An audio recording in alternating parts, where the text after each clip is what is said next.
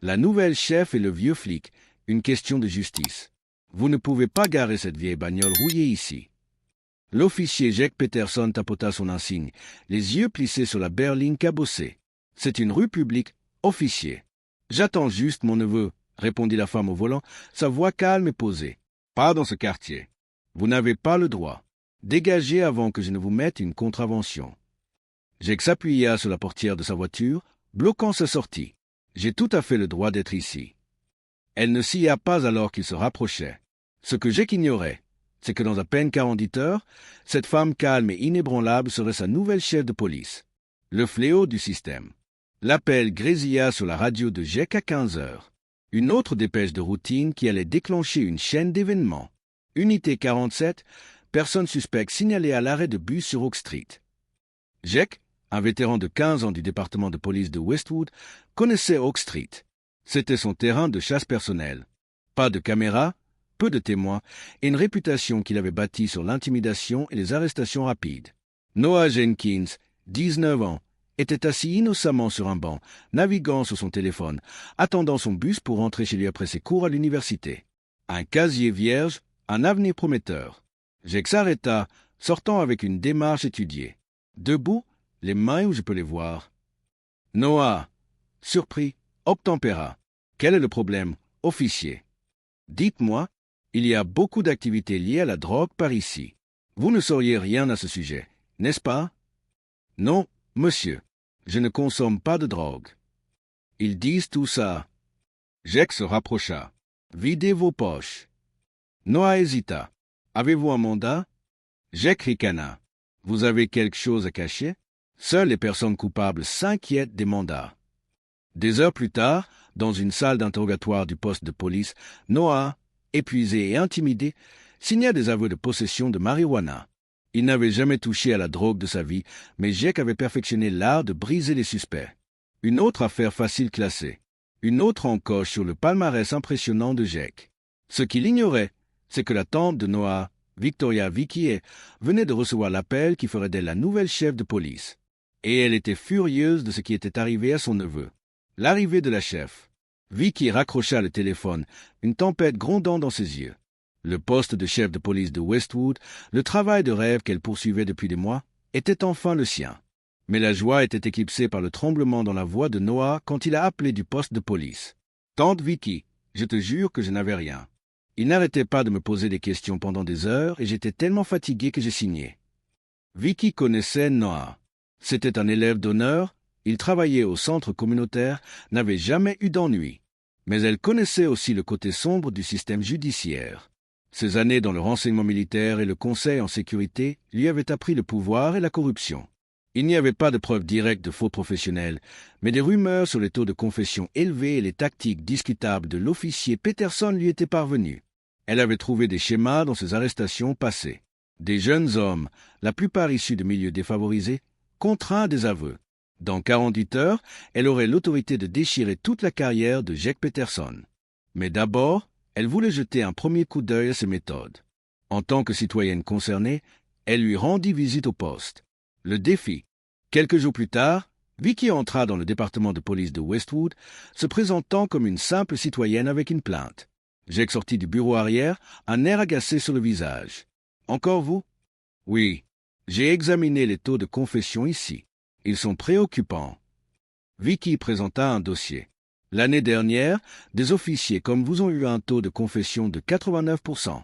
La moyenne de l'État est de 23%. Le visage de Jack se durcit. Où avez-vous obtenu ces chiffres? Dossier public, document judiciaire. Tout y est si vous savez où chercher. La voix de Vicky resta calme, inébranlable. Je suis préoccupé par des schémas tels que des témoins qui changent de version ou des preuves qui apparaissent soudainement. Jack la fixa. Cette femme était différente. Elle n'était pas intimidée. « Qui êtes-vous exactement » demanda-t-il. « Juste quelqu'un qui croit en la justice. » Alors qu'elle s'éloignait, Jack ressentit une pointe de malaise. Il n'avait aucune idée qu'elle serait assise dans le bureau du chef le lendemain. Le règlement de compte. 24 heures avant son annonce officielle, Vicky retourna au poste. Jack, frustré par les questions de son supérieur au sujet de la citoyenne à problème persistante, la rencontra dans un couloir désert. « Vous devez arrêter de venir ici, grognatait-il, la poussant contre le mur et la saisissant par le bras. Écoutez-moi. Si vous continuez comme ça, je peux vous rendre la vie infernale. J'ai des relations. Vicky se libéra, sa voix froide. Enlevez vos mains de moi. Vous venez de faire une très grave erreur, officier Peterson. Tout est enregistré par la caméra. La panique scintilla dans les yeux de Jake alors qu'il regardait la caméra de sécurité. Le lendemain matin, le département se réunit pour l'annonce officielle. L'estomac de Jake se serra lorsque le maire Davison présenta leur nouvelle chef de police, Victoria Hay. Vicky épingla son insigne, son regard balayant la pièce, s'arrêtant sur Jake. Ma première priorité sera la responsabilité. Tout officier qui se livrera à une conduite inappropriée en subira les conséquences.